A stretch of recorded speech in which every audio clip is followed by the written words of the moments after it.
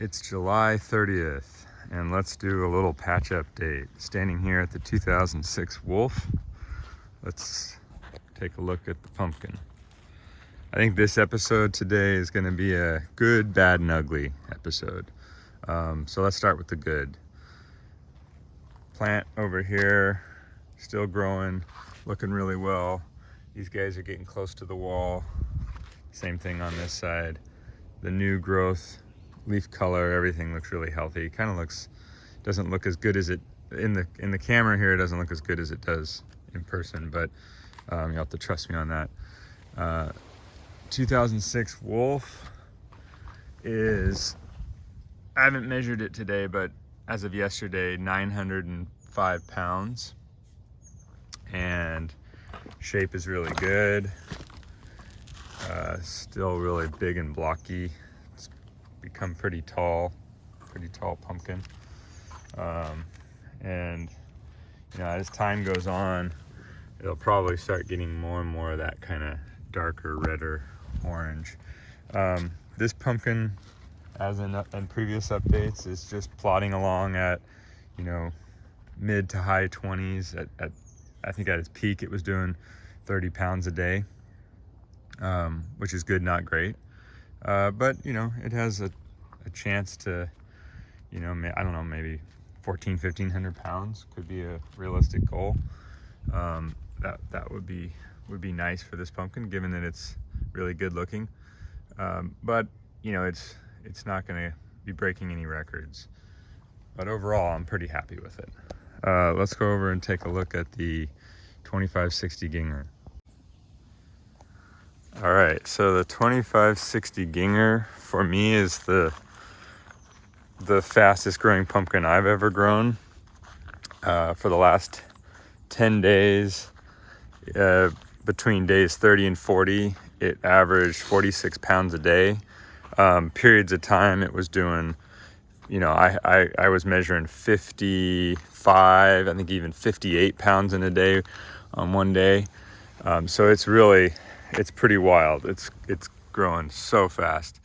I haven't measured it yet today, but as of yesterday, it was 850 pounds on day 40, or actually day 41. So numbers are, it's still young enough where the numbers are continuing pretty rapidly. Some drama back here. I did have a kink that formed here as it grew, and I had to really I had to pop two of these roots. You can see sort of the bit of the root that I had to cut, and I had to just keep raising, and over several days I had to keep raising the roots up. It wasn't so much about moving the pumpkin, but getting these roots up so I could get closer to parallel with the stem here. And I've been able to do that. It's still, if you look at it on the other side, it's still got a little bit of a kink, but I had another really good grower stop by and look at it with me, and I think in the end we both agreed that at least for now it's in a pretty good shape. The other thing is it's getting so wide. The piece of plywood I have under here, it's about to spilleth over, so I'm gonna have to figure something out there.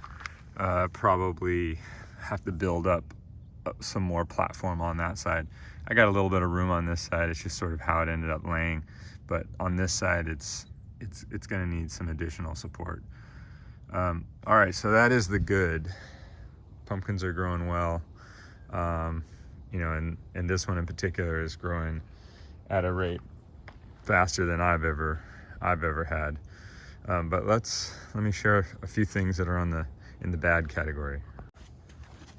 So a couple evenings ago, I was doing my rounds, just kind of looking at the plant and doing an inspection, and I found some powdery mildew, which you can see a few spots there, a few spots here. And end of July is very early for me to see powdery mildew. Normally we don't see it until, last year it wasn't until September, but usually maybe late August. So I have to address that and deal with it. It's not established itself too extensively yet, but it can move really fast.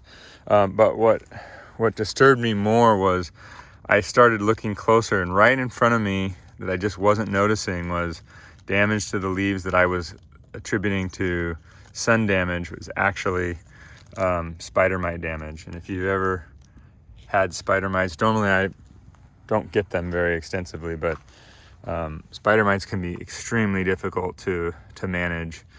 So some of the older leaves here and some of the older leaves here I've removed, and then I'm gonna I've done a treatment with a miticide, and I have another one that I ordered, so I'm gonna try and get on top of that. I don't have it established in all the newer growth yet, but it can move really, really fast. So that is something to be stressed about, especially given we still have 60 days to go for this pumpkin's way off, and 70 days to go for this pumpkin's way off. So there's a lot of growing left to do, and we need these leaves to be healthy and push this pumpkin for several months. All right, so that is patch 2 update. Let's go over to patch 1 and I'll show you what's going on over there. All right, here we are at patch 1, and time for the ugly. So look at the 2266 Kissamore, beautiful plant. I still think this is my second best plant out of the 4 plants that I'm growing. The pumpkin shape and color and the genetics, great. Everything's great. Gonna be a long pumpkin. Unfortunately, stopped growing. And a little history, in this particular side of the patch, I've lost a pumpkin aborted like this, basically meaning it quit growing at around day 30, 2 years prior to this. So I definitely am trying to get to the bottom of, do I have some kind of a disease in the soil, what's going on. It's not showing really any signs, like as far as the leaves, they look great, they look the right color, everything's grown really vigorously. So I've reached out to a few other growers with a lot of experience, and stay tuned. I'll update in anything I find. I think I'm probably going to be doing some soil tests and maybe tissue tests. So yellow vine disease is one possibility. Soil-borne nematodes is another possibility. But the long and the short of it is that this 2266 Kissamore is going to have to be pulled. The pumpkin is actually still growing like slightly, like 8 pounds a day, but history would tell me from other experience that it's going to quit on me. So it's going to get pulled. The plant's going to get pulled. And that means my problem child, the 2245, this is the plant that actually has been very difficult to grow all along. It's my last hope for this for patch 1. And luckily it is growing, not fast, but the shadow is really bad, but the pumpkin is growing around 25 pounds a day. I forget the total right now, but all I really care about is that it keeps growing. My goal is to go to 3 weigh-offs this year, and I had 4 pumpkins going, so I knew I had a backup. Essentially, I had if I lost a pumpkin, I would have 1 more in reserve, and now I don't have 1 in reserve because that one's gonna soon be pulled. So I'm really relying on the 2245 now, so that's the ugly, although there's a little bit more, unfortunately. Let me show you the 1548. Last week I talked about being preventative and setting rodent traps, and I really wasn't expecting anything this early in the season, but got 3 already. So protecting this pumpkin from, what they'll do is start nibbling down at the base or crawl under and try to build a nest. It can end a season, so I'm glad I made the decision to start doing that proactively.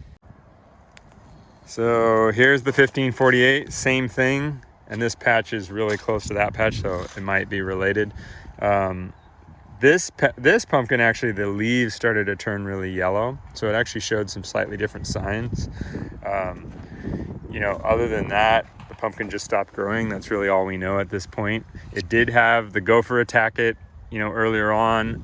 Maybe that was related to the pumpkin aborting, but based on the leaves really changing color, I kind of think not. So we pulled this plant.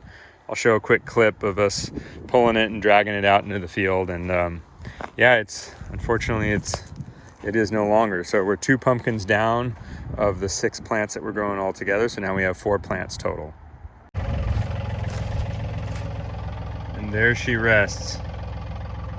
Sorry, Andy, we couldn't have done a better job of growing this. This is a hell of a seed. I would love to grow it again. Just bad luck, I suppose. So this is the 1469 plant, and just not much to show. Just we got 2 pumpkins growing here. They're not going to be, as I mentioned before, they're not going to be huge, but still growing. So there's one here, and then we got one over here.